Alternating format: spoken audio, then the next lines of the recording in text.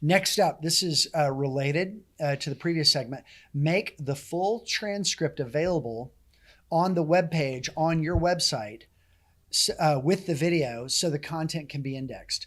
So you may have an automated transcript on YouTube that you clean up. You may have a rev.com transcript that you generate and load to YouTube, or you can also use that transcript on your own web page.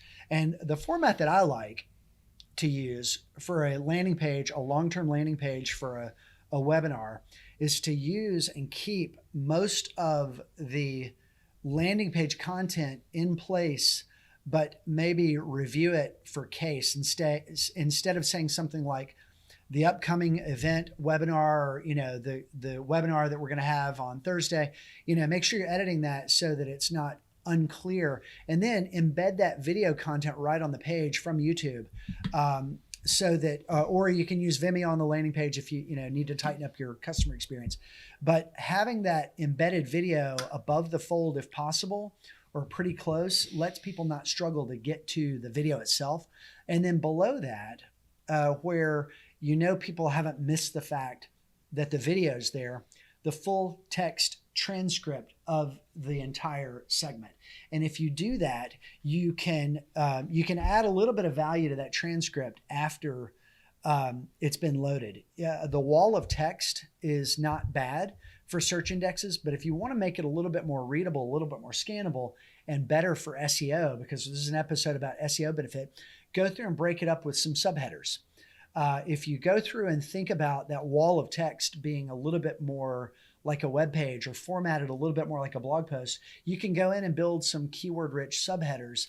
And a lot of webinars have they lend themselves to this. They have a really strong orientation toward a Q&A format anyway. Mm-hmm. And so you can go through and you can structure subheaders that are going to naturally hit keyword rich topics.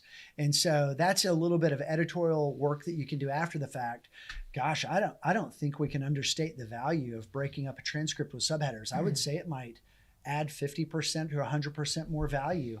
Yeah, and it makes loading the transcript. Search engines are looking at the title of the page, the H1, and they're also looking at those H2s and saying, does this all tie together? Is this a coherent page? Yeah, and the people looking at the page don't want to see a giant wall of text either. People That's scan right. people as a general rule. People scan web pages. They do not read web pages. They scan them. That's right. So they have whatever's on their mind, and they're just going to go look for headers to see what connects with what's on their mind, and they might read 10% of your page. So if you want it to be the right 10% and really capture them instead of having them bounce like, I'm not going to read this whole page. Yeah. That's the best way to do it. Yeah. In SEO, we're always kind of building on the best idea or the building on the situation. So you have this transcript, you load it. Oh, that's good. Now we're speaking to search engines. Well, then we can pivot from there with subheaders and breaking up the content visually. Oh, now we're speaking to people. And you can also add other things. One thing I would recommend, if you're ever stuck on how to format a wall of text into something more readable, pick up an old school print magazine if you have anything around, even if it's something that like you get from your university or a nonprofit, and just flip through the pages and look for the way they structure call outs and little boxes, little pull quotes, call outs, photo with a caption underneath. That image can reinforce the story that's being told in the content. Stats and infographics that you have in other content that's relevant can be pulled in and teased. And so look at some old school magazine publishing to see all the different ways that you can take a long form piece of text and break it up visually. Mm-hmm. And if you really want to get into it, you can even do things like take a little thing that's mentioned, make it a resource item, and break it out and build other pages with it if you need to. Mm-hmm. But yeah, there are lots of ways to take a transcript and load it to a landing page and make it really valuable. Yeah, cool.